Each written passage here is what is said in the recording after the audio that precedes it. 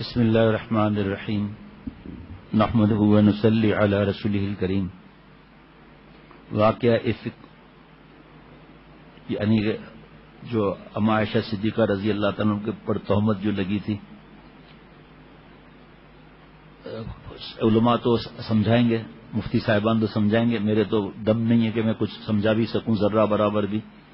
جو حضرت والا سے تھوڑا بہت سنا اور ان پیاروں کے جوتیوں کے صدقے جو حضرت سے یہ باتیں جو سنی اس کے حساب سے ہی تھوڑا بہت عرض کرتا ہوں۔ اس واقعے کے اندر جو ہے وہ اتنی ساری نصیحتیں ہیں، اتنا سارا اس کے اندر مواد ہے کہ قیامت تک اس کو علماء سمجھاتے رہیں گے۔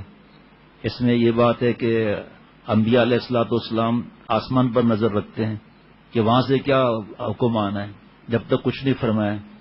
حضرت ابو بکر صدیق رضی اللہ تعالیٰ عنہ خاموش رہے ہیں کہ آپ صلی اللہ علیہ وسلم جب فرمائیں گے تو میں کچھ بولوں گا۔ تو یہی علماء جو ہے، علماء ربانین، اللہ والے علماء، یہ انبیاء علیہ الصلوۃ والسلام کے وارثین ہیں، وہ اور کچھ نہیں بول سکتے۔ اصلاح بھی جو کریں گے تو یہی نصیحتوں کے ساتھ کی اصلاح کریں گے، اپنی طرف سے کچھ نہیں بتائیں گے۔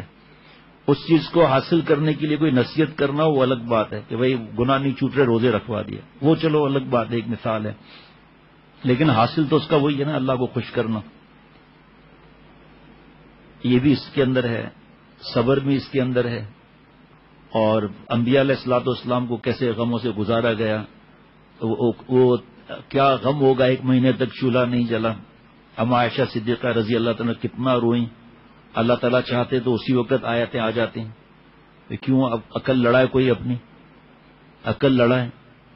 اور آج بھی تہمت لگانے والے بدبخت ایمان سے ہی خارج ہیں، انہیں پتہ ہی نہیں، ان کی دوسری احادیث مبارکہ بھی نظر ہی نہیں ہے۔ اما عائشہ صدیقہ رضی اللہ تعالیٰ عنہ نے جو عرض کیا وہ آگے آ جائے گا، تو اس میں تو آپ صلی اللہ علیہ وسلم نے تو اما عائشہ صدیقہ رضی اللہ تعالیٰ عنہ کے جو فرمایا وہ تو سب خواتین کا حق بن گیا کہ اے عائشہ جب تم روٹھی رہتی ہو تو مجھے پتہ چل جاتا ہے۔ محبوب صلی اللہ علیہ وسلم آپ کو کیسے پتہ چل جاتا ہے؟ اے عائشہ جب تم روٹھی رہتی ہو تو کہتی ہے رب ابراہیم کی قسم، اور جب تم خوش ہوتی ہو تو کہتی ہو رب محمد صلی اللہ علیہ وسلم کی قسم۔ تو اس میں اور بھی جیسے آگے آتے جائے گا، جو اللہ تعالیٰ یاد دلائیں گے انشاءاللہ عرض کرتا رہوں گا۔ اور یہ کتاب میرے سامنے اس وقت جو پہلے کتاب میں پڑھ رہا تھا، تاریخ امت مسلمہ، اما اسماعیل صاحب دامت برکاتہ کا، ابھی میرے پاس اما عائشہ صدیقہ رضی اللہ تعالیٰ عنہ کے جو واقعہ ہے اس کے بارے میں پڑھوں گا انشاءاللہ۔ سیرت المصطفیٰ صلی اللہ علیہ وسلم حضرت مولانا محمد ادریس کاندھلی صاحب رحمۃ اللہ علیہ کی ہے، جلد نمبر 1 ہے، صفحہ نمبر 764 ہے۔ یہ واقعہ دل میں اتر جائے، کوئی بھی ایک بات دل میں اتر جائے ہم اللہ والے بن جائیں گے۔ اس میں بڑی تسلیاں بھی ہیں، بڑی ہدایتیں بھی ہیں، جذبات میں نہیں آنا ہے وہ بھی ہے اس کے اندر، ہر بات میں آسمان پہ نظر رکھنا ہے، ہر غم کا مٹانے والے اللہ ہیں۔ یعنی کہ میرے پاس تو میں عرض کروں نا الفاظ نہیں ہے، جو بات یاد آتی رہے گی درمیان میں حضرت والا کی عرض کرتا رہوں گا۔ یہ جو واقعہ ہے یہ تفصیل کے ساتھ صحیح بخاری میں مذکور ہے، اور وہی حضرت نے لکھا ہے محمد ادریس صاحب کاندھلوی رحمۃ اللہ علیہ نے۔ اس میں ہماری ماؤں بہن بہو بیٹیوں کے لیے نصیحتیں ہیں، اطاعت کی، ادب کی نصیحتیں ہیں۔ بہرحال ہر واقعے میں کیا کیا نصیحتیں اس کو بھی کوئی نہیں بیان کر سکتا۔ مولوی فرحان صاحب رات کو بتا رہے تھے، غلام زادہ بتا رہا تھا کہ جب بخاری شریف کے وقت میں ہمیں یہ پڑھایا گیا تھا، یہ جب استاد پڑھا رہے تھے تو شاید کوئی درسگاہ میں ایسا ہو جس کی آنکھوں سے آنسو نہ بہہ رہے ہوں، شاید جو ایمان والا ہے اس واقعے کے بعد اس کا ایمان اور مضبوط ہو جائے گا کہ اس میں علماء کا اختلاف بھی ہے کہ اسی واقعے میں تیمم کا حکم ہوا تھا، یہ ایک اور واقعے میں ہوا تھا حکم، یہ آیا تھا تیمم کا۔ وہ راز غیب کا علم اللہ کے ہاتھ میں، وہ راز اپنے ہاتھ سے کوئی کچھ نہیں کر سکتا، اللہ پر نظر، وہ چیز بات اس میں، اور ہم بھی اس پر اور ایک اور ایمان مضبوط ہوگا سب کا۔ ہمارا الحمدللہ ایمان ہے اللہ کے کرم سے، لیکن اور ایمان مضبوط ہوتا ہے کہ انبیاء علیہ الصلوۃ والسلام جیسے سفیر ہوتا ہے نا، اپنے طرف سے کچھ نہیں بول سکتا، وہ جس ملک میں بھی جائے گا اپنے ملک کی بات کرے گا، پاکستان کی بات کرے گا، وہاں کے ملک کی بات نہیں کرے گا۔ تو انبیاء علیہ الصلوۃ والسلام آسمان کی بات فرمائیں گے، یہاں تک پیارے شیخ العرب والعجم عارف باللہ حضرت مولانا شاکر محمد اختر صاحب رحمۃ اللہ علیہ نے فرمایا کہ یہاں تک کہ کہ جو آپ صلی اللہ علیہ وسلم یا انبیاء علیہ الصلوۃ والسلام جو باتیں فرماتے ہیں نا وہ بھی آسمان کی عطا ہے، یہ بھی یاد رکھنا. جو کہے کہ حدیث پاک ہے وہ بھی اللہ کی عطا ہے.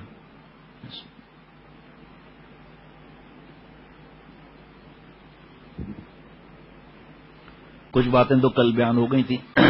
الگ الگ بیٹھنا، باتیں نہیں کرنا، بہت عجیب و غریب واقعہ ہے. اس وجہ سے برداشت نہیں ہوگا اگر کوئی بھی بیچ میں کچھ بات جائے ادھر ادھر، اس لیے پیار سے بیٹھ جائیں آ کے.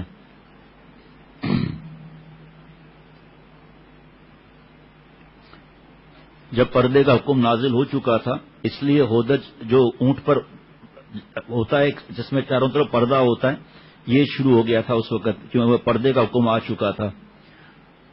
حضرت عائشہ صدیقہ رضی اللہ تعالی عنہ قضاء حاجت کے لیے لشکر سے دور چلی گئیں. کل بیان ہو چکا تھا، صرف یاد دلانے کے لیے عرض کر رہا ہوں. جب لوٹنے لگی تو ہاتھ ٹوٹ گیا. جو نگینوں کا تھا، ان نگینوں کے جمع کرنے میں دیر ہو گئی. قافلہ تیار تھا، ہودج کے پردے لگے ہوئے تھے. لوگوں نے یہ سمجھا کہ ہماری ماں محمل میں ہیں اور محمل کو اونٹ پر رکھ کر کوچ کر دیا. اس وقت عورتیں عموماً دبلی پتلی ہوتی تھیں اور خاص کر اما عائشہ صدیقہ رضی اللہ تعالیٰ عنہ کم عمر کی وجہ سے اور بھی دبلی پتلی تھی. اس لیے سوار کرتے وقت لوگوں کو ہلکے پن کا کچھ خیال نہ آیا اور قافلہ جو ہے وہ چلا گیا. ہار جب ملا، ہار لے کر لشکر گاہ میں اما عائشہ صدیقہ رضی اللہ تعالیٰ عنہ جب آئیں تو یہاں کوئی بھی نہیں تھا، سب روانہ ہو چکے تھے. یہ خیال کر کے جب آپ صلی اللہ علیہ وسلم آئندہ مقام پر پہنچ کر مجھ کو نہ پائیں گے تو اسی جگہ میری تلاش کے لیے آدمی روانہ ہو جائیں گے. اسی جگہ چادر لپیٹ کر لیٹ گئیں، اسی میں نیند آ گئی. صفوان بن معطل رضی اللہ تعالی عنہ جو قافلے کی گری پڑی چیز کو اٹھانے کے لیے پیچھے رہا کرتے تھے، وہ آ گئے. دیکھتے ہیں کہ اما عائشہ صدیقہ رضی اللہ تعالیٰ عنہ سو رہی ہیں. پردے کا حکم نازل ہونے سے پہلے اما عائشہ صدیقہ رضی اللہ تعالیٰ عنہ کو پتا تھا. اسی وقت انہوں نے فوراً کہا انا للہ و انا الیہ راجعون پڑھا. حضرت عائشہ صدیقہ رضی اللہ تعالیٰ عنہ کی ان کی آواز سے آنکھ کھل گئی اور اما عائشہ صدیقہ رضی اللہ تعالیٰ عنہ فرماتی ہے خدا کی قسم، ایک عام آدمی کی بھی قسم پر اعتماد کرنا چاہیے. خدا کی قسم صفوان رضی اللہ تعالیٰ عنہ نے مجھ سے کوئی بات تک نہیں کی، نہ ان کی زبان سے سوائے انا للہ کے میں نے کوئی جملہ سنا ہو.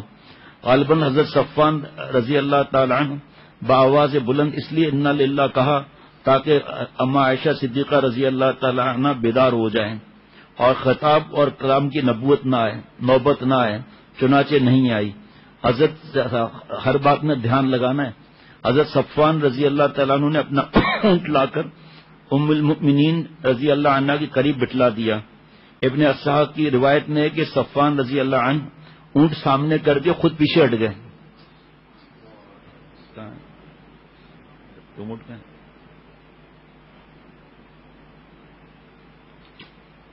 اور بھی سنیے گا، خود پیچھے ہٹ گئے. حضرت ام المؤمنین سوار ہو گئیں اور حضرت صفوان رضی اللہ تعالی عنہ مہار پکڑ کر روانہ ہوئے، یہاں تک کہ لشکر میں جا پہنچے. عین دوپہر کا وقت تھا. عبداللہ بن ابی اور گروہ منافقین نے دیکھتے ہی وائی تباہی بکنا شروع کر دیا. جس کو ہلاک اور برباد ہونا تھا وہ ہلاک اور برباد ہوا. مدینہ پہنچ کر حضرت عائشہ صدیقہ رضی اللہ تعالیٰ نے بیمار ہو گئیں. 1 مہینہ بیماری میں گزرا. افطرا پرواز اور طوفان اٹھانے والے اسی چرچے میں تھے. افطرا پرواز اور طوفان اٹھانے والے اسی چرچے میں تھے، مگر حضرت عائشہ رضی اللہ تعالیٰ عنہ کو اس کا مطلق علم نہ تھا. مگر حضور صلی اللہ علیہ وسلم کے، یہ میں نے رات کو اسی کتاب سے تھوڑا پڑھا تھا، تلطف اور مہربانی میں کمی آ جانے کی وجہ سے جو سابقہ بیماری میں مبذول رہی، دل کو خلجان اور تردد تھا کہ کیا بات ہے کہ آپ صلی اللہ علیہ وسلم گھر میں تشریف لاتے ہیں اور دوسروں سے میرا حال دریافت کر کے واپس ہو جاتے ہیں، مجھ سے دریافت نہیں فرماتے. آپ صلی اللہ علیہ وسلم کی اس بے التفاتی سے میری تکلیف میں اور اضافہ ہوتا تھا. ایک بار شب کو میں ام مستح رضی اللہ تعالی عنہ کی قضاء حاجت کے لیے جنگل کی طرف چلے. حضرت ام مستح رضی اللہ تعالی عنہ کی والدہ حضرت صدیق اکبر رضی اللہ تعالی عنہ کی خالہ تھیں اور یہ خالہ زاد بہن تھی، اور مستح حضرت ابو بکر صدیق رضی اللہ تعالی عنہ کے بھانجے تھے. عرب کا قدیم دستور یہی تھا کہ بدبو کی وجہ سے گھروں میں بیت الخلاء نہیں بناتے تھے. راستے میں مستح نے اپنے بیٹے مستح کو برا کہا، حضرت عائشہ رضی اللہ تعالیٰ عنہ نے فرمایا کہ ایسے شخص کو کیوں برا کہتی ہیں جو بدر میں حاضر ہوا؟ ام مستح رضی اللہ تعالیٰ عنہ نے کہا اے بھولی بھالی، تم کو قصے کی خبر نہیں؟ عائشہ صدیقہ رضی اللہ تعالیٰ عنہ نے فرمایا کیا قصہ ہے؟ ام مستح نے سارا قصہ بیان کیا۔ یہ سنتے ہی مرض میں اور شدت آ گئی، اور روایت میں ہے کہ سنتے ہی لرزہ سے بخار چڑھ گیا۔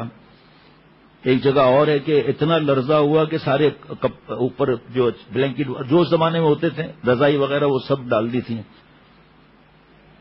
حضرت عائشہ صدیقہ، اب اس میں جو جملہ ہے جو کل میں نے کہا تھا اس کے بارے میں نصیحت آگے ہے، اس لیے جلد بازی کی فکر نہیں کرنا ہے۔ اس قدر فرماتی ہیں کہ صدمہ ہوا کہ بلا اختیار یہ دل میں آیا کہ اپنے کو کسی کنویں میں جا کر گرا دوں۔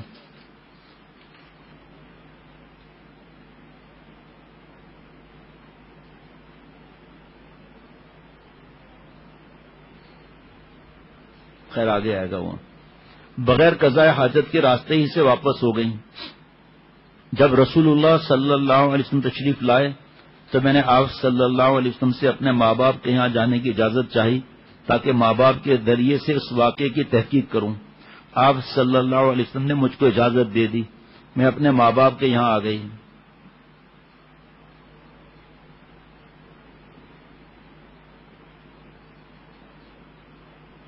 اور اپنی ماں سے کہا اے ماں تم کو معلوم ہے کہ لوگ میری بابت کیا کہتے ہیں؟ میری ماں نے کہا کہ اے بیٹی تو رنج نہ کر دینا، قاعدہ یہی ہے کہ جو عورت خوبصورت اور خوبصیرت اور نیک ہوتی ہے اپنے شوہر کے نزدیک بلند مرتبہ ہوتی ہے تو حسد کرنے والی عورتیں اس کے ضرر کے در پہ ہو جاتی ہیں۔ میں نے کہا سبحان اللہ، کیا لوگوں میں اس کا چرچا ہے؟ ہشام کی روایت میں ہے کہ میں نے کہا کیا میرے ماں باپ کو بھی اس کا علم ہے؟ ماں نے کہا ہاں۔ ابن اسحاق کی روایت میں ہے کہ میں نے کہا اے ماں اللہ تمہاری مغفرت کرے، لوگوں میں تو اس کا چرچا ہے اور تم نے مجھ سے ذکر تک نہیں کیا۔ یہ کہہ کر آنکھوں میں آنسو بھر آئے اور چیخیں نکل گئیں۔ حضرت ابو بکر رضی اللہ عنہ بالا خانے پر قرآن شریف کی تلاوت فرما رہے تھے، میری چیخ سن کر نیچے آئے اور میری ماں سے دریافت کیا۔ ماں نے کہا کہ اس کو قصے کی خبر ہو گئی۔ یہ سن کر حضرت ابو بکر رضی اللہ تعالیٰ عنہ کی آنکھیں بہہ پڑیں۔ یہ آگے اور مجھ کو اس شدت کا لرزہ آیا کہ میری والدہ ام رومان نے گھر کے تمام کپڑے مجھ پر ڈال دیے، تمام شب روتے گزری، ایک لمحے کے لیے بھی آنسو نہیں تھمتے تھے۔ اسی طرح صبح ہو گئی، جب نزول وحی میں تاخیر ہوئی۔ کاش کہ ان باتوں میں ہمارا دل اتنا لگے کہ ہم یہ ویڈیو گیم اور لعنتیں اور اپنے منہ پر 50 جوتے مار کر ہم لوگ آپس میں اپنے آپ کو کہیں، اپنے آپ سے کہ اللہ نے کس لیے پیدا کیا ہے؟ ننگی فلموں کے لیے، بے حیائی اوریانی فحاشی کے لیے، کمینے پن کے لیے؟ کاش اللہ مجھے بھی اپنی رحمت سے محروم نہ فرمائے، میں بھی اللہ والا بن جاؤں کہ ہماری حرکتیں کیسی ہیں اور ہمارے لیے قربانیاں کیسی ہوئی ہیں۔ جب نزول وحی میں تاخیر ہوئی تو رسول اللہ صلی اللہ علیہ وسلم نے حضرت علی اور حضرت اسامہ رضی اللہ عنہما سے مشورہ فرمایا۔ حضرت اسامہ رضی اللہ عنہ نے عرض کیا یا رسول اللہ، اے اللہ کے رسول، وہ آپ کے اہل ہیں جو آپ صلی اللہ علیہ وسلم کے شایان شان اور منصب نبوت اور رسالت کے مناسب ہیں، ان کی عصمت اور عفت کا پوچھنا ہی کیا؟ آپ صلی اللہ علیہ وسلم کے حرم محترم کی طہارت اور نزاہت تو ازہر من الشمس ہے، اس میں رائے اور مشورے کی کیا ضرورت ہے؟ لیکن آپ صلی اللہ علیہ وسلم کے اخلاق مبارک دیکھیں آپ، اور اگر حضور صلی اللہ علیہ وسلم کو ہمارا ہی خیال معلوم فرمانا ہے تو عرض یہ ہے کہ جہاں تک ہم کو معلوم ہے آپ صلی اللہ علیہ وسلم کے اہل اور ازواج مطہرات رضی اللہ عنہن میں ہم نے کبھی سوائے خیر اور خوبی اور نیکی اور بھلائی کے کچھ نہیں دیکھا۔ اس میں پھر حضرت والا کی بھی نصیحتیں ہیں صحابہ رضوان اللہ علیہم اجمعین کے لیے کہ کوئی رئیس جب جاتا ہے کسی جگہ، اب رئیس کا بیٹا جاپان جا رہا ہے تو باپ سے کہتا ہے آپ کو اللہ نے اتنا مال دیا ہے، مجھے 2 دوست بھی چاہیے، تو باپ نیک کو بھیجے گا یا دوسرے کو بھیجے گا؟ وفادار کو بھیجے گا، بے وفا کو بھیجے گا؟ تو اللہ تعالیٰ نے سب سے پیارے صحابہ رضوان اللہ علیہم اجمعین عطا فرمائے، تو ازواج مطہرات رضی اللہ عنہن کیا ہوں گی پھر بھائی؟ ہماری مائیں ہیں، امت کی مائیں ہیں، قرآن پاک نے اعلان کیا ہے اس کا۔ حضرت علی رضی اللہ تعالیٰ عنہ نے رسول اللہ صلی اللہ علیہ وسلم کے رنج و غم اور حزن و ملال کے خیال سے عرض کیا، یا رسول اللہ صلی اللہ علیہ وسلم، معاذ اللہ حضرت علی رضی اللہ تعالیٰ عنہ کو اما عائشہ صدیقہ رضی اللہ تعالیٰ عنہ کے برات اور نزاعت میں ذرہ برابر بھی کوئی دل میں کوئی خیال نہیں تھا، لیکن آپ صلی اللہ علیہ وسلم نے تسلی کے لیے فرمایا کہ عرض کیا کہ یا رسول اللہ صلی اللہ علیہ وسلم، اللہ نے آپ پر تنگی نہیں کی، عورتیں ان کے سوا بہت ہیں، آپ صلی اللہ علیہ وسلم اگر گھر کی لونڈی سے بھی دریافت فرمانا چاہے تو وہ بھی وہ حقیق بتائے گی جو رات دن آپ کے گھر میں رہتی ہیں، یعنی آپ صلی اللہ علیہ وسلم مجبور نہیں تھے، آپ صلی اللہ علیہ وسلم کو اختیار میں ہے کہ لیکن پہلے گھر کی باندی سے اگر پوچھنا ہے تو پوچھ لیں۔ حضرت عائشہ صدیقہ رضی اللہ تعالیٰ عنہ کو اس مشورے کے بنا پر حضرت علی رضی اللہ تعالیٰ سے کچھ ملال تھا، سو اگر بالفرض یہ ایسا بھی ہے بھی تو یہ باتیں ہر ایک کے سمجھنے کی نہیں۔ بہرحال آپ صلی اللہ علیہ وسلم نے بریرہ کو بلوایا رضی اللہ تعالیٰ عنہ کو اور فرمایا کہ کیا تو گواہی دیتی ہے کہ میں اللہ کا رسول ہوں؟ بریرہ نے کہا ہاں۔ آپ صلی اللہ علیہ وسلم نے فرمایا میں تجھ سے کچھ دریافت کرنا چاہتا ہوں، چھپانا نہیں، ورنہ اللہ تعالیٰ مجھ کو بدریہ وہی بتلا دے گا۔ بریرہ رضی اللہ تعالیٰ عنہ نے کہا ہاں چھپاؤں گی نہیں۔ آپ صلی اللہ علیہ وسلم نے دریافت فرمایا کہ آپ کہا ہاں چھپاؤں گی نہیں۔ آپ صلی اللہ علیہ وسلم دریافت فرمائے۔ آپ صلی اللہ علیہ وسلم نے فرمایا کیا تو نے عائشہ رضی اللہ تعالیٰ عنہ سے کوئی ناپسندیدہ چیز دیکھی ہے؟ بریرہ رضی اللہ عنہ نے کہا نہیں۔ بخاری میں ہے کہ آپ صلی اللہ علیہ وسلم نے فرمایا کہ اے بریرہ، اگر تو نے ذرہ برابر بھی کوئی شے ایسی دیکھی ہو جس سے تجھ کو شبہ اور تردد ہوا ہو تو بتلانا۔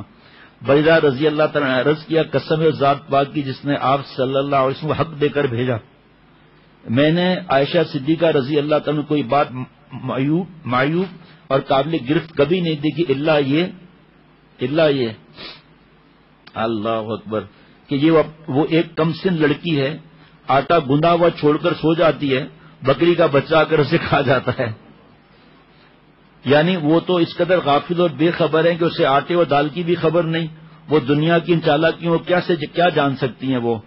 رسول اللہ صلی اللہ علیہ وسلم بریرہ سے یہ جواب سن کر مسجد میں تشریف لے گئے اور ممبر پر کھڑے ہو کر خطبہ دیا۔ اول اللہ تعالیٰ کی حمد و ثنا کی، بعد ازاں عبداللہ بن ابی کا ذکر کر کے ارشاد فرمایا اے گروہ مسلمین، کون ہے کہ جو میری اس شخص کے مقابلے میں مدد کرے جس نے مجھ کو میرے اہل بیت کے بارے میں ایذا پہنچائی ہے؟ خدا کی قسم میں اپنے اہل سے سوائے نیکی اور پاک دامنی کے کچھ نہیں دیکھا۔ الہذا جس شخص کا ان لوگوں نے نام لیا ہے اس سے بھی سوائے خیر اور بھلائی کے کچھ نہیں دیکھا۔ کچھ واقعات بتا چکا ہوں میں پہلے کل۔ رسول اللہ جب صحابہ رضوان اللہ علیہ مجمعین آپس میں عرض کر رہے تھے کہ آپ حکم دیں ہم گردن کاٹ لیں وغیرہ، آپ صلی اللہ علیہ وسلم ممبر سے اتر آئے اور لوگوں کو خاموش کیا۔ حضرت عائشہ رضی اللہ تعالیٰ نے فرماتی ہیں کہ یہ دن بھی تمام کا تمام روتے ہوئے گزرا، ایک منٹ کے لیے آنسو نہیں تھمتا تھا، رات بھی اسی طرح گزری۔ اب یہاں کوئی اپنی حکمتیں اور عقلیں لڑائیں، یہاں کوئی رات بھی اسی طرح گزری۔ میری اس حالت سے میرے ماں باپ کو یہ گمان تھا کہ اب میرا کلیجہ پھٹ جائے گا۔ جب صبح ہوئی تو بالکل میرے قریب آ کر بیٹھ گئے اور میں رو رہی تھی، اتنے میں انصار کی ایک عورت آ گئی، وہ بھی میرے ساتھ رونے لگی۔ اسی حالت میں تھے کہ دفتن رسول اللہ صلی اللہ علیہ وسلم تشریف لے آئے اور سلام کر کے میرے قریب بیٹھ گئے۔ اس واقعے کے بعد سے کبھی آپ صلی اللہ علیہ وسلم میرے پاس آ کر نہیں بیٹھے تھے۔ وحی کے انتظام میں 1 مہینہ گزر چکا تھا۔ آپ صلی اللہ علیہ وسلم بیٹھ گئے اور اول خدا کی حمد و ثنا کی، اس کے بعد یہ فرمایا اے عائشہ رضی اللہ تعالی عنہ، مجھ کو تیری جانب سے ایک ایسی خبر پہنچی ہے، اگر تو بری ہے تو عنقریب اللہ تجھ کو ضرور بری کرے گا، اور اگر تو نے کسی گناہ کا ارتکاب کیا ہے تو اللہ سے توبہ اور استغفار کر، اس لیے کہ بندہ جب اپنے گناہ کا اقرار کرتا ہے اور اللہ کی طرف رجوع کرتا ہے تو اللہ اس کی توبہ کو قبول فرماتے ہیں۔ عائشہ صدیقہ رضی اللہ تعالیٰ عنہ فرماتی ہیں کہ جب آپ صلی اللہ علیہ وسلم نے اپنے اس کلام کو ختم فرمایا اسی وقت میرے آنسو منقطع ہو گئے، آنسو کا ایک قطرہ بھی آنکھوں میں باقی نہ رہا۔ یہیں پر تو دیکھ لینا کہ پورے خاندان میں سب کتنے پریشان، صحابہ رضوان اللہ علیہ مجمعین الگ رو رہے ہیں، الگ دعائیں مانگ رہے ہیں، اور اپنے باپ حضرت ابو بکر رضی اللہ تعالیٰ عنہ سے کہا کہ رسول اللہ صلی اللہ علیہ وسلم کو میری طرف سے جواب دیں۔ باپ نے کہا میری سمجھ میں نہیں آتا کہ کیا جواب دوں۔ پھر میں نے یہی اپنے ماں سے کہا، ماں نے بھی یہی جواب دیا۔ اس کے بعد میں نے خود جواب دیا کہ اللہ کو خوب معلوم ہے کہ میں بالکل بری ہوں،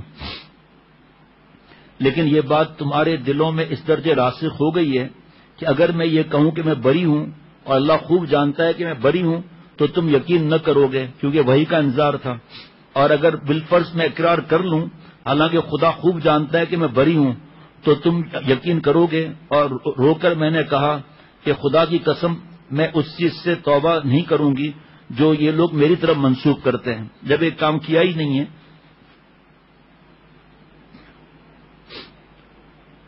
بس میں وہی کہتی ہوں جو حضرت یوسف علیہ السلام کے باپ حضرت یعقوب علیہ السلام نے کہا تھا، فَصَبْرٌ جَمِيلٌ وَاللَّهُ الْمُسْتَعَانُ عَلَى مَا تَصِفُونَ، تو صبر ہی کروں گا جس میں شکایت کا نام نہ ہوگا، اور جو باتیں تم بتاتے ہو ان میں اللہ ہی مدد کرے۔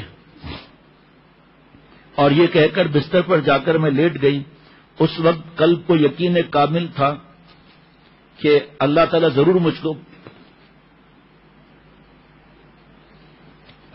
ضرور مجھ کو بری فرمائیں گے،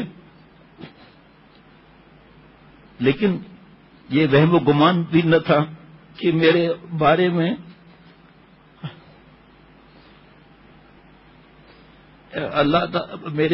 اللہ تعالیٰ ایسی وحی نازل فرمائیں گے جس کی ہمیشہ تلاوت ہوتی رہے گی۔ اور ایک روایت میں کہ یہ گمان نہ تھا کہ آسمان سے میرے لیے وحی آئے گی، قرآن کی آیتیں میرے بارے میں نازل ہوں گی جو مسجدوں اور نمازوں میں قیامت تک پڑھی جائیں گی۔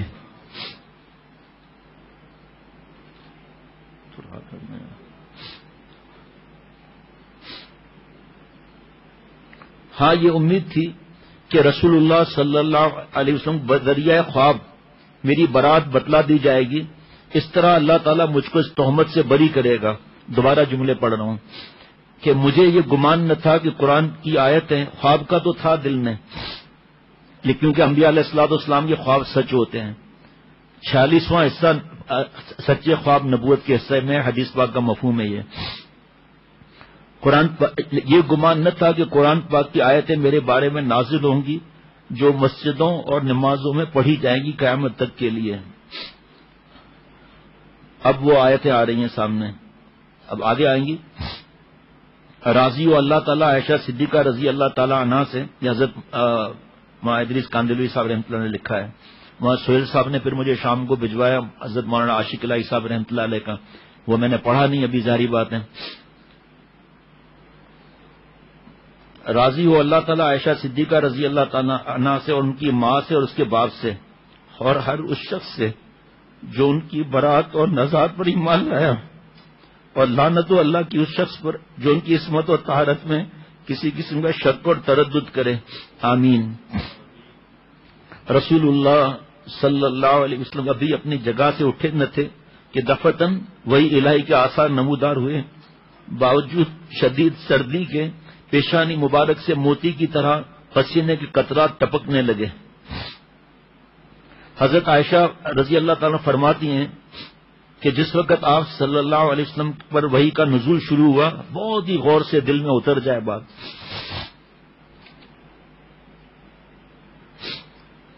حضرت عائشہ صدیقہ رضی اللہ تعالیٰ فرماتی ہیں کہ جس وقت آپ صلی اللہ علیہ وسلم پر وحی کا نزول شروع ہوا، خدا کی قسم میں بالکل نہیں گھبرائی، کیونکہ میں جانتی تھی کہ میں بالکل بری ہوں اور اللہ تعالیٰ مجھ پر ظلم نہیں فرمائیں گے۔ لیکن میرے ماں باپ کو خوف سے یہ حال تھا کہ مجھ کو اندیشہ ہوا کہ ان کی جان نہ نکل جائے۔ ان کو یہ خوف تھا کہ مبادا وہی اس کے موافق نہ نازل ہو جائے، جیسا کہ نعوذ باللہ لوگ کہتے ہیں۔ ابو بکر رضی اللہ تعالیٰ عنہ کو یہ حال تھا کہ کبھی رسول اللہ صلی اللہ تعالیٰ علیہ وسلم کی طرف دیکھتے اور کبھی میری طرف. جب رسول اللہ صلی اللہ علیہ وسلم کی طرف نظر کرتے تو یہ اندیشہ ہوتا کہ نہ معلوم آسمان سے کیا حکم نازل ہوتا ہے جو پھر قیامت تک نہیں ٹل سکے گا. وہی کی بات ہے، قیامت تک نہیں ٹل سکے گا. اور جب میری طرف دیکھتے تو میرے سکون اور اطمینان کو دیکھ کر ان کے گونا امید ہوتی. سوائے عائشہ صدیقہ رضی اللہ تعالیٰ عنہ کے سارا گھر اسی خوف و رجا اور امید و بیم میں تھا کہ وہی آسمان کا نزول ختم ہوا اور آپ صلی اللہ علیہ وسلم کے چہرے مبارک پر مسرت اور بشاشت کے آثار نمودار ہوئے. مسکراتے ہوئے اور دست مبارک سے جبین منور کو پہنچتے ہوئے حضرت عائشہ صدیقہ رضی اللہ تعالیٰ کے متوجہ ہوئے. پہلا کلمہ جو زبان مبارک سے نکلا وہ یہ تھا، بشارت ہو تجھ کو اے عائشہ، تحقیق اللہ تعالیٰ نے تیری برات نازل فرما دی.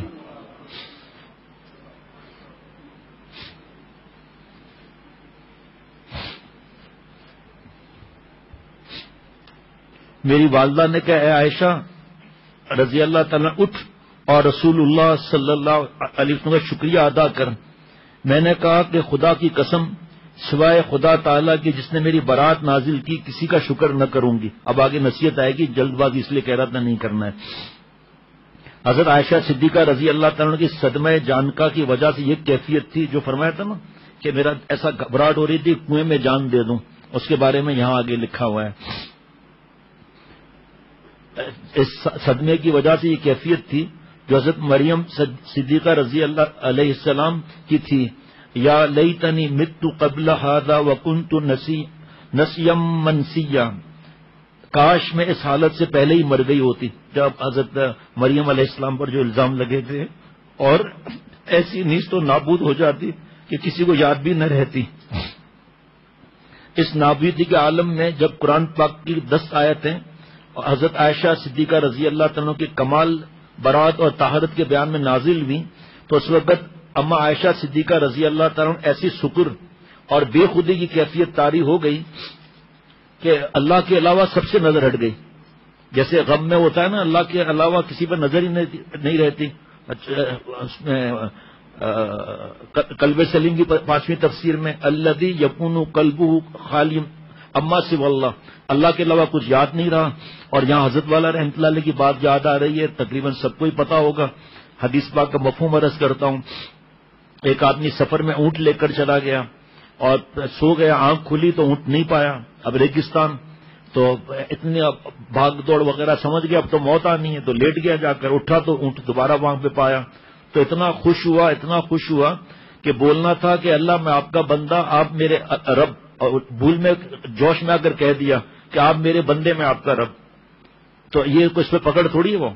اور دوسری بات یہاں پر حضرت نے ایک اور بات فرمائی کہ حدیث پاک کا ہی مفہوم فرمایا کہ جس طرح بندے کو اونٹ ملنے پر جو خوشی ہوتی ہے اس سے زیادہ اللہ تعالیٰ کو توبہ کرنے والے سے خوشی ہوتی ہے کہ میرے طرف لوٹ آیا. اور یہ رات مغفرت کی رات ہے، یہ اس کی فکر رکھنی چاہیے کہ وقت ضائع نہ ہو، اللہ سے معافیاں مانگیں. اور انشاءاللہ آخر میں تھوڑا سا عرض کر دوں گا، ورنہ یہ انعام یزدانی اور وہی آسمانی سب کچھ آپ صلی اللہ علیہ وسلم کے زوجیت کے وسیلے و طفیل سے تھی، اور واسطے اور وسیلے کا شکر بھی واجب ہے. جو حدیث پاک ہے جو انسان کا شکر نہیں کرتا وہ اللہ تعالیٰ کا بھی شکر گزار نہیں بنے گا. مفہوم. حضرت عائشہ صدیقہ رضی اللہ تعالیٰ عنہ اس حالت شکر میں شکر نبوی سے انکار تھا، ناز محبوبی کا مقام تھا. آگے سنیے گا. اور وہ کہ جب اے عائشہ جب تو ناراض ہوتی ہے تو، اور ناز کی حقیقت یہ ہے کہ دل، غور سے سننا مہربانی کر کے جملہ، یہ ناز کی حقیقت یہ ہے کہ دل جس چیز سے لبریز ہو زبان سے اس کے خلاف اظہار ہو جائے. اور اس سے بڑی مزیدار چیز آگے سنیے ذرا. ماشاءاللہ ہمارے جو لوگ سن رہے ہیں تو دور دراز علاقے وغیرہ میں ماشاءاللہ کہنا چاہیے اس پر، کہ پھر دوبارہ سن لیں کہ ہر ایک کو حضرت فرما دیتے ناز کی اجازت نہیں ہوتی، اس کے لیے بڑا معاملہ چاہیے، ناز کی بات نہیں ہو سکتی، نیاز سے کام چلتا ہے. آگے سنیے آپ. حضرت عائشہ صدیقہ رضی اللہ تعالیٰ کی اس حالت شکر میں شکر نبوی سے انکار ناز محبوبی کے مقام سے تھا. اور ناز کی حقیقت یہ ہے کہ دل جس چیز سے لبریز ہو، جیسے اما عائشہ صدیقہ رضی اللہ تعالیٰ دل لبریز آپ صلی اللہ علیہ وسلم محبت سے، لیکن عائشہ جب تو روٹ جاتی ہے تو مجھے پتا چل جاتا ہے لبریز تو تھا، لیکن کیا موقع تھا اس وقت کا؟ اب سنیے آگے اس کی پھر جو آیتیں اب قرآن پاک کی آئیں گی اس کی تفسیر کیا ہوگی؟ یہی بتا سکتے ہیں بھائی تفسیر کیا ہوگی اس کی؟ صرف ہم تو پڑھ لیں گے نا، یہ تفسیر کیا ہوگی اس کی؟ اب سنیے ذرا یہ جملہ اور دل میں اتارنے والا۔ ناز کی حقیقت یہی ہے کہ دل جس چیز سے لبریز ہو، زبان سے اس کے خلاف اظہار ہو، ظاہر میں ترش روئی اور لاپرواہی ہو، اور دل عشق اور محبت سے لبریز ہو۔ اب سنیے آپ، ظاہر میں اما عائشہ صدیقہ رضی اللہ تعالیٰ عنہ کا یہ ایک ناز تھا، لیکن صد ہزار نیاز اس میں چھپے ہوئے تھے، 100,000 عاجزی انکساری رونا چھپا ہوا تھا۔ یہ بعد ازاں آپ صلی اللہ علیہ وسلم نے ارشاد فرمایا کہ اللہ تعالیٰ نے اس بارے میں یہ آیتیں نازل فرمائی ہیں۔ میرا ارادہ تھا وہ آیتیں پڑھنے کے لیے، لیکن میں نے اپنے استاد کو سنا نہیں سکا ہوں، اس لیے میں صرف ترجمہ پڑھتا ہوں۔ تحقیق جن لوگوں نے یہ طوفان برپا کیا، یعنی اے آل ابو بکر، اس کو تم اس لیے برا نہ سمجھو، بلکہ دنیا اور آخرت میں تمہارے لیے بہتر ہے، قیامت تک کے لیے تمہاری عفت اور عصمت پر اللہ کی مہر ہو گئی۔ وہ تم میں کی ایک جماعت ہے، تم اس کو اپنے لیے شر نہ سمجھو، بلکہ وہ فی الحقیقت تمہارے لیے خیر ہے۔ ہر شخص کے لیے گناہ کا اتنا ہی حصہ ہے جتنا اس نے کمایا، اور جو اس طوفان کے بڑے حصے کا متولی بنا ہے اس کے لیے بڑا عذاب ہے۔ اس بات کو سنتے ہی مسلمان مردوں اور مسلمان عورتوں نے، یہ قرآن پاک کا ترجمہ پڑھ رہا ہوں، اپنے متعلق نیک گمان کیوں نہیں کیا، اور یہ کیوں نہ کہا کہ یہ صحیح بہتان ہے، اور کیوں نہ لائے اس پر 4 گواہ؟ جی اس کی تفصیل مفتی صاحب بھی بتا سکتے ہیں، کون سے 4 گواہ؟ بچیاں بھی سنتے ہیں، بچے بھی سنتے ہیں، خواتین بھی سنتے ہیں۔ حضرت نے ایک مثال سے سمجھایا تھا، اور نہیں مثال بھی میں نہیں اس وقت عرض کر سکتا تھا۔ جبکہ یہ لوگ گواہ نہ لائے تو اس پر 4 گواہ، اور کیوں نہ لائے اس پر 4 گواہ؟ بس جب یہ لوگ گواہ نہ لائے تو بس یہی لوگ اللہ کے نزدیک جھوٹے ہیں، اور اگر تم پر دنیا اور آخرت میں اللہ کا فضل اور مہربانی نہ ہوتی تو تم کو اس چیز میں کہ جس میں تم گفتگو کر رہے ہو سخت عذاب پہنچتا، جبکہ تم اس کو اپنی زبانوں سے نقل کرتے ہو۔ اس کے نقل کرتے ہو پر حاشیے میں لکھا ہے کسی شخص کی بیوی کے متعلق زبان سے ایسی بات نکالنا جس کی تحقیق نہ ہو بڑا سخت گناہ ہے۔ خاص کر آپ صلی اللہ علیہ وسلم کے ازواج مطہرات اور تمام مسلمانوں کی روحانی والدہ کے متعلق ایسی بات زبان سے نکالنا بڑا ہی سخت گناہ ہے۔ بھلا حق سبحانہ و تعالیٰ کے بے چون وغیرہ غیرت کب اس کو گوارا کر سکتی تھی کہ اس کے رسول اعظم صلی اللہ علیہ وسلم کے لیے کچھ کہا جائے، کوئی اتنی ہمت کر لیں؟ پھر اب آگے قرآن پاک کی آیت کا ترجمہ۔ اپنے منہ سے ایسی بات کہتے ہو جس کی تم کو تحقیق نہیں، اور تم اس کو آسان سمجھتے ہو، اور اللہ کے نزدیک بہت بڑی ہے، اور تم نے اس خبر کو سنتے یہ کیوں نہ کہا کہ ہمارے لیے ایسی بات کا زبان پر لانا ہی زیبا نہیں؟ تم کو یہ کہہ دینا چاہیے تھا کہ سبحان اللہ یہ تو بہتان عظیم ہے، سبحان اللہ یہ تو بہتان عظیم ہے۔ وَلَوْلَا إِذْ سَمِعْتُمُوهُ قُلْتُم مَّا يَكُونُ لَنَا أَن نَّتَكَلَّمَ بِهَٰذَا سُبْحَانَكَ هَٰذَا بُهْتَانٌ عَظِيمٌ۔ یہ کیوں نہیں کہا؟ اللہ تعالیٰ تم کو نصیحت کرتا ہے کہ آئندہ ایسی حرکت نہ کرو گے اگر تم ایمان والے ہو، اور اللہ تعالیٰ تمہارے لیے اپنے احکام کو واضح طور پر بیان کرتا ہے، اور اللہ علیم ہے اور حکیم ہے۔ تحقیق جو لوگ اس بات کو پسند کرتے ہیں کہ بے حیائی کی بات کا مسلمانوں میں چرچا ہو، ان کے لیے دنیا اور آخرت میں دردناک عذاب ہے، اور اللہ تعالیٰ خوب جانتا ہے اور تم نہیں جانتے۔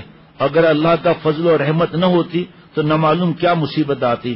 رسول اللہ صلی اللہ علیہ وسلم جب آیت برات کی تلاوت سے فارغ ہوئے اور صدیق اکبر رضی اللہ تعالیٰ عنہ اپنے لختے جگر قسمت اور عفت اور طہارت و نزاہت پر اللہ تعالیٰ کی شہادت کو سن لیا تو اٹھے، اور عفت ماں باپ عصمت جناب بیٹی کے مبارک پیشانی کا بوسہ دیا۔ بیٹی نے کہا کہ اے باپ، پہلے سے تم نے مجھ کو کیوں معذور اور بے قصور نہیں سمجھا؟ صدیق اکبر رضی اللہ تعالی عنہ جس کے رگ رگ میں صدق اور راستی سرایت کر چکی تھی، صدق اور سچائی کے جبل عظیم اور کوہ گراں تھے، بڑے سے بڑا حادثہ اور سخت سے سخت صدمہ بال برابر بھی ان کو صدیقیت کے راستے سے نہیں ہٹا سکتا تھا۔ اس وقت بیٹی کو یہ جواب دیا جو دلوں کی تختیوں پر کندہ کر لینے کے قابل ہے۔ جو جواب دیا، فرمایا کہ کون سا آسمان مجھ پر سایہ ڈالے اور کون سی زمین مجھ کو اٹھائے اور تھامے جبکہ میں اپنی زبان سے وہ بات کہوں جس کا مجھ کو علم نہ ہو. یعنی لکھا ہے کہ وحی کا انتظار. بعد ازاں رسول اللہ صلی اللہ علیہ وسلم صدیق اکبر رضی اللہ تعالیٰ عنہ کے مکان سے مسجد تشریف لائے، مجمع عام میں خطاب دیا اور عائشہ صدیقہ رضی اللہ تعالیٰ عنہ کی برات میں نازل شدہ آیت کی سب کے سامنے تلاوت فرمائی. فتنے کے ابانی عبداللہ بن ابی منافقین میں سے تھا. الحمدللہ مسلمان میں کوئی اس میں شریک نہ تھا، صرف 2-3 مسلمان اپنی سادہ لوہی اور بھولے پن کی وجہ سے منافقین کے دھوکے میں کچھ دیر کے لیے آ گئے تھے. حضرت مصطح بن اثاثہ، حضرت حسان بن ثابت اور حمنہ بنت جہش اس پر حد قذف جو ہے قذف نا ان پر حد قذف جاری کی گئی. 80 درے مارے گئے اور اپنے غلطی سے تائب ہوئے. عبداللہ بن ابی کے متعلق مشہور قول یہ ہے کہ ان کو سزا نہیں دی گئی اس لیے کہ وہ منافق تھا، اور بعض روایت سے معلوم ہوتا ہے کہ اس پر بھی حد جاری کی گئی. واللہ اعلم بالصواب. مصطح، اب اور آگے بڑھیں. مصطح رضی اللہ تعالیٰ عنہ حضرت صدیق اکبر رضی اللہ تعالیٰ عنہ کے خالازاد بھائی تھے، اور تنگ دستی کی وجہ سے صدیق اکبر رضی اللہ عنہ ان کو خرچ دیتے تھے. مصطح رضی اللہ عنہ نے اس قصے میں شرکت کی، اس لیے حضرت ابو بکر صدیق رضی اللہ تعالیٰ عنہ نے قسم کھائی کہ میں اب مصطح کو کبھی خرچ نہیں دوں گا. اس پر اللہ تعالیٰ نے آیت نازل فرمائی جس کا ایک ٹکڑا عرض کرتا ہوں جو حضرت کی آوازوں میں، الا تحبون ان یغفر اللہ لکم واللہ غفور رحیم. اور آیت کا ترجمہ کیا ہے؟ جو لوگ تم میں سے فضیلت والے اور وسعت والے ہیں ان کو چاہیے کہ یہ قسم نہ کھائیں کہ اہل قرابت اور مساکین اور مہاجرین کی اعانت نہ کریں گے. ان کو چاہیے کہ معاف کریں اور درگزر کریں. کیا تم یہ پسند نہیں کرتے کہ اللہ تمہارے قصور معاف کرے اور اللہ بڑا بخشنے والا مہربانی کرنے والا ہے؟ حضرت نے اس کے مفہوم کو اس طرح فرمایا، تعلق معلّہ میں بھی فرمایا، علاج الغضب میں بھی فرمایا، اور غالباً تجلیات جذب میں بھی. تیسرے کسی بات میں مجھے یاد نہیں نام کہ مفہوم کہ ابو بکر کیا اس کو تم پسند نہیں کرتے ہو کہ تم اسے معاف کر دو اللہ تجھے معاف کر دیں، جس کو اس طرح اللہ تعالیٰ فرما رہے ہیں کہ یہ قسم نہ کھائیں. کیونکہ حضرت مصطح رضی اللہ تعالیٰ عنہ بدر کے میدان میں شریک ہوئے تھے، اس میں ان کے لیے بڑے فضیلت کے آگے آئے گا. یہ قسم نہ کھائیں کہ اہل قرابت اور مساکین اور مہاجرین کی اعانت نہ کریں گے. ان کو چاہیے کہ معاف کریں اور درگزر کریں. معاف کریں نا، تو اسے پسند نہیں کرتے تم اسے معاف کرو. اور ان کو چاہیے کہ معاف کریں، درگزر کریں. کیا تم یہ پسند نہیں کرتے کہ اللہ تمہارے قصور معاف کرے؟ اور اللہ بڑے بخشنے والا اور مہربان ہے. جب یہ آیت رسول اللہ صلی اللہ علیہ وسلم نے صدیق اکبر رضی اللہ تعالیٰ سنائی تو کہنے لگے بلا کیوں نہیں، واللہ انی لأحب ان یغفر اللہ لی. خدا کی قسم البتہ تحقیق میں اس کو بہت ہی زیادہ محبوب رکھتا ہوں کہ اللہ میری مغفرت فرمائے. اور حضرت مصطح رضی اللہ تعالیٰ عنہ کو بدستور خرچ دینا شروع کر دیا اور قسم کھائی کہ واللہ مصطح کا خرچ کبھی بند نہ کروں گا. اور جس قسم توڑی تھی اس کا کفارہ ادا کیا اور جتنا پہلے دیتے تھے اس سے دگنا شروع کر دیا. اس پر میرے پیارے شیخ العرب العجم عارف باللہ حضرت مولانا شاکی محمد اختر صاحب رحمۃ اللہ علیہ نے فرمایا جو کہتے ہیں میں اصلاح کی ضرورت نہیں ہے، بتاؤ حضرت صدیق اکبر رضی اللہ تعالیٰ کو ضرورت ہوئی یا نہیں ہوئی؟ اور بھی واقعہ ہے لیکن اس کے بعد اس آیت کریمہ کے نازل کرنے سے صدیق اکبر رضی اللہ تعالیٰ عنہ کو تنبیہ مقصود تھی کہ مقام صدیقیت اور دائرہ کمال سے قدم باہر نہ نکلے. صدیق ہے نا جو اپنی ہر سانس اللہ پر فدا کرے اور جو اب انبیاء علیہ الصلوۃ والسلام کے کار نبوت کو، آپ صلی اللہ علیہ وسلم کی کار نبوت کو آگے بڑھانے والا، تو یہ اس طرح خطا پر ہوا. دائرہ کمال سے قدم باہر نہ نکلے. غلطی اور کی وجہ سے اگرچہ مصطح کا وظیفہ بند کر لینا جائز ہے، مگر مقام صدیقیت کا مقتضا یہ ہے کہ برائی کا بدلہ بھلائی سے دیا جائے. اب اس پر حضرت والا کے ملفوظات بہت ہیں برائی کا بدلہ بھلائی سے دینے کے لیے. قرآن پاک کی جو آیت ہے، ابو بکر صدیق رضی اللہ تعالی عنہ اس اشارے کو سمجھ گئے اور گزشتہ کے اعتبار سے مصطح رضی اللہ تعالی عنہ کا وظیفہ دگنا کر دیا. مصطح سے اگرچہ غلطی اور لغزش ہوئی کہ سنی سنائی باتوں میں اعتماد کر بیٹھے، مگر چونکہ بدر کے صحابہ رضوان اللہ علیہم مجمعین سے تھے جن کے متعلق اللہ تعالیٰ کا حکم نازل ہو چکا، اور حدیث پاک میں بھی ہے بخاری شریف میں، اے اہل بدر جو چاہے کرو، تحقیق میں نے تمہاری مغفرت کی ہے. سبحان اللہ. اس لیے حق تعالیٰ نے بدریت کی وجہ سے مصطح رضی اللہ تعالیٰ کی شفاعت فرمائی کہ اے ابو بکر رضی اللہ تعالیٰ عنہ تم اہل فضل میں سے ہو اور مصطح اہل بدر میں سے ہے، لہذا تم اس کے وظیفے میں کمی نہ کرنا، جو مفہوم سمجھا رہے ہیں. یہ آیت حضرت ابو بکر صدیق کی فضیلت کی صریح دلیل ہے. اس سے بڑھ کر کیا فضیلت ہوگی؟ یہ آیت تو صدیق اکبر رضی اللہ تعالیٰ کے متعلق تھی. اس کے بعد پھر چند آیتیں عائشہ صدیقہ رضی اللہ تعالیٰ کے برات کے متعلق ہیں. تحقیق جو لوگ ایسی پاک دامن اور بھولی بھالی عورتوں پر تہمت لگاتے ہیں کہ جن کو اس قسم کی باتوں کا خبر بھی نہیں اور ایمان والیاں ہیں، ایسی تہمت لگانے والوں پر دنیا اور آخرت کی لعنت ہے اور ان کے لیے بڑا عذاب ہے. جس دن سورہ نور کی آیت ہے یہ سب، جس دن ان کے خلاف ان کی زبانیں اور ہاتھ اور پیر گواہی دیں گے کہ یہ لوگ یہ کام کرتے تھے، اس دن اللہ تعالیٰ ان کو پوری سزا دے گا جو ان کو ملنی چاہیے، اور جان لیں گے کہ اللہ تعالیٰ حق ہے اور عدل اور حق کو ظاہر کرنے والا ہے. اور الخبیثات للخبیثین والخبیثون للخبیثات والطیبات للطیبین والطیبون للطیبات اولئک مبرؤون مما یقولون لهم مغفرۃ ورزق کریم. خبیث عورتیں خبیث مردوں کے لیے سزاوار ہیں، خبیث مرد خبیث عورتوں کے لیے، اور پاک اور پاکیزہ عورتیں پاکیزہ مردوں کے لیے، اور پاکیزہ مرد پاکیزہ عورتوں کے لیے. یہ گروہ اس چیز سے بالکل بری اور پاک ہے جو لوگ کہ ان کے بارے میں کہہ رہے ہیں. ان حضرات کی من جانب اللہ مغفرت اور عمدہ روزی فرمائے. فوائد میں لکھا ہے کہ ان آیت سے ام المؤمنین عائشہ صدیقہ رضی اللہ تعالیٰ کی فضیلت منقبت ظاہر اور باہر ہے. اللہ تعالیٰ نے ان کو بری کیا، طیبہ فرمایا اور مغفرت اور رزق کریم کا وعدہ فرمایا، جس سے حضرت عائشہ صدیقہ رضی اللہ تعالیٰ کی مغفرت قطعی اور یقینی ہونا معلوم ہوا. اس میں پھر آگے مسائل بھی لکھے ہیں کہ جو کس طرح زبان کھولتے ہیں ان کے بارے میں کیا ہے، وہ سب لکھا ہے. عائشہ صدیقہ رضی اللہ تعالیٰ نے فرماتی ہیں کہ میرا گمان یہ تھا کہ میری برات کے متعلق حضور پر نور صلی اللہ علیہ وسلم کو کوئی خواب دکھلایا جائے گا، مگر یہ وہم و گمان نہ تھا کہ میری برات کے بارے میں قرآن کریم کی آیتیں نازل ہوں گی جن کی قیامت تک تلاوت ہوتی رہے گی.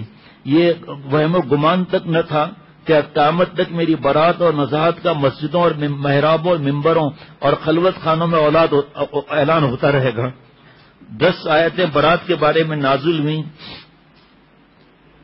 جس طرح حضرت مریم علیہ السلام کی طرح عائشہ صدیقہ کی طہارت و نزاہت بے مثال ہے اور حد کمال کو پہنچی ہوئی ہے، اور اس طہارت اور نزاہت کا اعلان بھی حد کمال کو پہنچا ہوا ہے جو قیامت تک جاری رہے گا. یہی وجہ تھی کہ جب مصطح کی والدہ نے مصطح رضی اللہ عنہ کو برا بھلا کہا تو عائشہ صدیقہ رضی اللہ تعالی عنہ نے ام مصطح کو منع کیا کہ مصطح رضی اللہ عنہ کو برا نہ کہو، کیونکہ مصطح رضی اللہ عنہ مہاجرین اولین میں سے ہے اور اہل بدر میں سے ہے. اور ان آیت میں جو ہے صدیق اکبر رضی اللہ تعالیٰ کی فضیلت صاف روشن ہے. خدا جس کو صاحب فضل فرمائے اور اس کے فضل و کمال میں کہاں شبے کی مجال ہے. واقعہ جو ہے صدیق اکبر رضی اللہ تعالیٰ کے کمال اور غایت تقویٰ کا پتہ چلتا ہے کہ یہ قصہ ایک ماہ سے زائد تک رہا، مگر بیٹی کی حمایت نے ایک حرف زبان سے نہیں نکلا. شدت رنج و غم میں صرف ایک مرتبہ ابو بکر رضی اللہ تعالیٰ کی زبان سے یہ نکلا. خدا کی قسم یہ بات تو ہمارے حق میں زمانہ جاہلیت میں بھی نہیں کہی گئی. پورا خاندان حضرت فرماتے تھے ایسا تھا. پھر جبکہ اللہ تعالیٰ نے ہم کو اسلام سے عزت بخشی تو اس کے بعد یہ کیسے ممکن ہوا؟ فتح الباری جلد نمبر 8 صفحہ 369 پر. سبحان اللہ. اللہ